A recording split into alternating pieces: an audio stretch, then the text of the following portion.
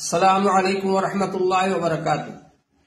خلافت راشدہ کے زمانے میں خلیفہ اور امیر المومنین ہی حاکم بھی ہوتے تھے، امیر بھی ہوتے تھے اور مذہبی پیشوا بھی ہوتے تھے، اور اس کے بعد جب حکومت کا دور آیا اور یزید کا دور آیا تو اس وقت سے حکومت کا کام الگ ہو گیا جو ظلم و ستم کے ساتھ چل رہی تھی، اور اولیاء کرام نے اور علماء کرام نے دین کو پھیلانے کا سلسلہ جاری رکھا۔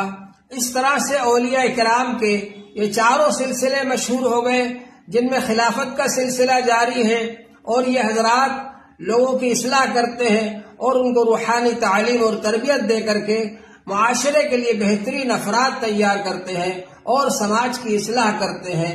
اس لیے ہم کو ان سے جڑنا چاہیے۔ اللہ تعالیٰ آپ حضرات کو جزائے خیر عطا فرمائے کہ آپ اس لائن سے جڑے۔ ذکر کی لائن سے جڑنا بہت ضروری ہے، یہ اللہ والوں کی لائن ہے۔ اللہ تبارک و تعالی نے اس لائن میں خیر و برکت رکھی ہے۔